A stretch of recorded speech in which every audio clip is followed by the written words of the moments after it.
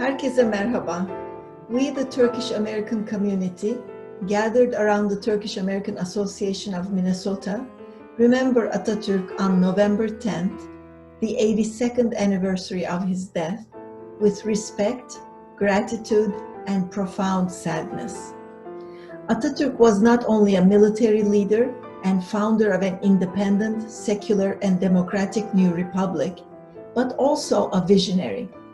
He emphasized the role of science and rational thinking and investing in a country's citizens, especially in women, as a way for the country to develop and grow. November 10 is also the United Nations World Science Day for the Peace and Development. Its goal is to highlight the significant role of the science in the society.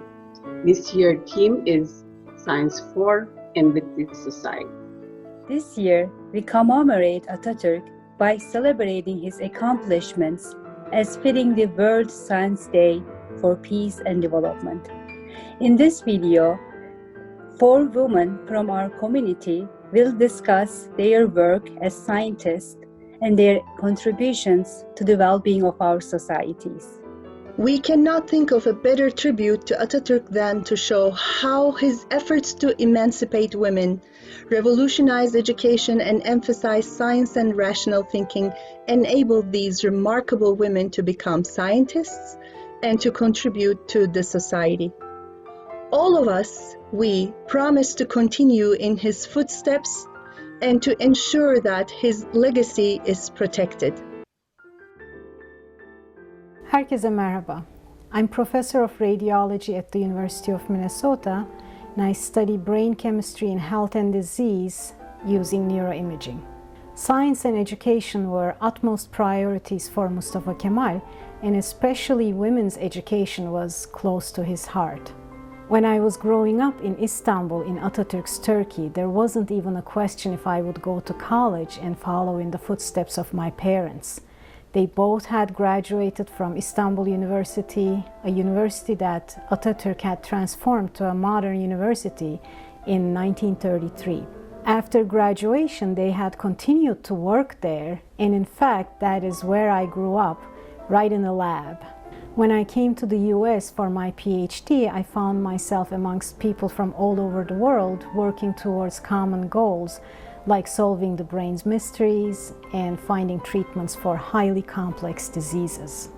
No one group can do this alone, so in my work I get to collaborate with people from Europe, Asia, Australia, North and South America, and I get to exchange ideas with them, trying to find solutions for devastating health problems. We used to draw these pictures in grade school with the earth and kids of all colors holding hands around it. Every day I get to collaborate with people from all backgrounds, all nationalities. I can't help but think I'm one of those kids. I'm Mustafa Kemal's legacy.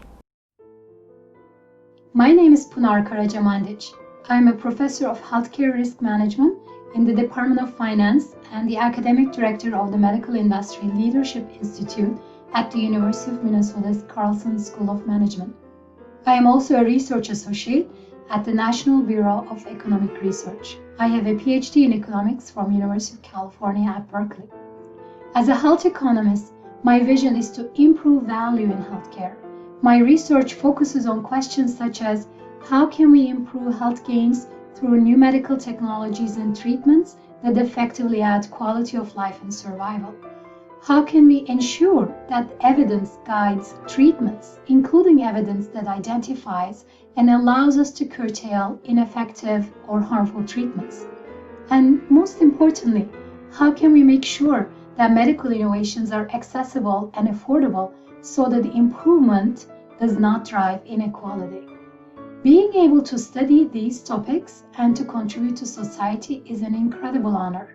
When I think about how I did not think twice since I was young about whether I could pursue any educational dreams that ultimately led to my career path, I am grateful to Atatürk and his reforms. Minnettarım.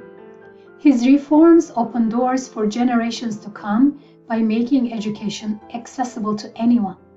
his abolishment of single-sex education, and advocacy for unification of education and co-education were instrumental for Turkish girls and women to pursue their dreams. My own grandmothers completed at most 5 years of schooling. My mom and I, on the other hand, just one generation ahead, were able to complete graduate education. Atatürk's commitment to science was crystal clear. Per his quote, "The supreme guide in life is science. Hayatta en hakiki mürşit ilimdir." As a researcher devoted to improve healthcare and health of people, my entire body of work finds its foundation on his statement that a healthy mind is possible only in a healthy body. Sağlam kafa, sağlam vücutta bulunur. I am grateful for the opportunity to continue Atatürk's legacy to science as, in his words, he defines as the most real guide for civilization, for life, and for success in the world. Hello everyone, I'm Serpil Metin, currently living in Minneapolis, Minnesota, and working at a food company as a principal food scientist. I was born and raised in Republic of Turkey, which was founded by Atatürk. Atatürk was one of the greatest leaders of the 20th century. He led a series of reforms to create a secular and modern Turkey. Atatürk's reforms empowered Turkish women in society and education.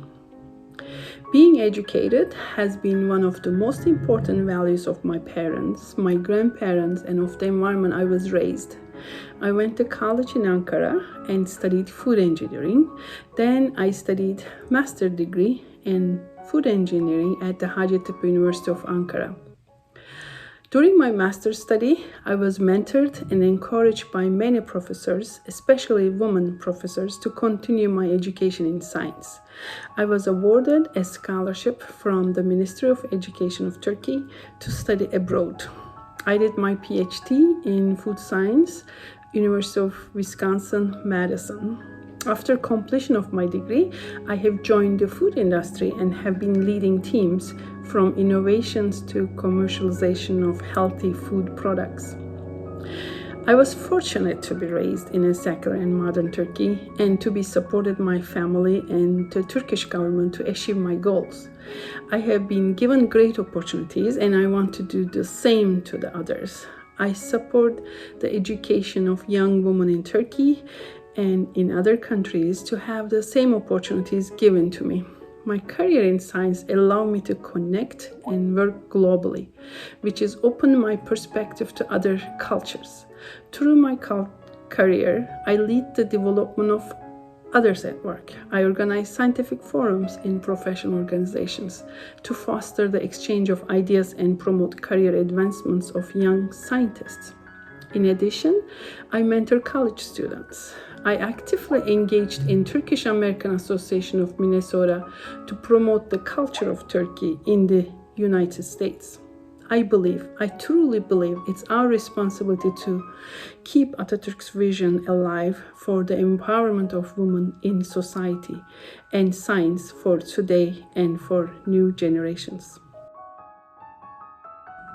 Hello, my name is Zeynep Başgöze. I'm a postdoctoral associate at the University of Minnesota Medical School, Psychiatry and Behavioral Sciences Department. I got my bachelor's degree from Boğaziçi University Philosophy Department in Istanbul and received my Master of Science and PhD degrees from Middle East Technical University Cognitive Science Department in Ankara. I worked as a postdoctoral fellow at Dartmouth College and then at the University of California, Berkeley. Currently at the University of Minnesota, I do research on how depression and self-harming behaviors affect the functioning and connectivity of the adolescent brain. Because adolescence is a developmental stage when the brain is most flexible, and it's also when most of the mental disorders start emerging. Therefore, if we understand what really happens in the brain during this crucial period of life, we could find better solutions to cope with mental disorders, and we could even find ways to prevent any problem even before they start developing. Whenever I talk about science, my work, my passion to heal the world, you'll see a spark in my eyes, and that spark I owe most of that spark to the founder of Turkish Republic, Mustafa Kemal Atatürk. I grew up learning how he created a beautiful secular democratic republic out of an empire under occupation. I've learned how he revolutionized and transformed my country. He always prioritized science. For example, there's a famous saying attributed to him: if one day my words contradict with science, you should choose science. A pretty positivist and logical way of thinking that's rare to find nowadays.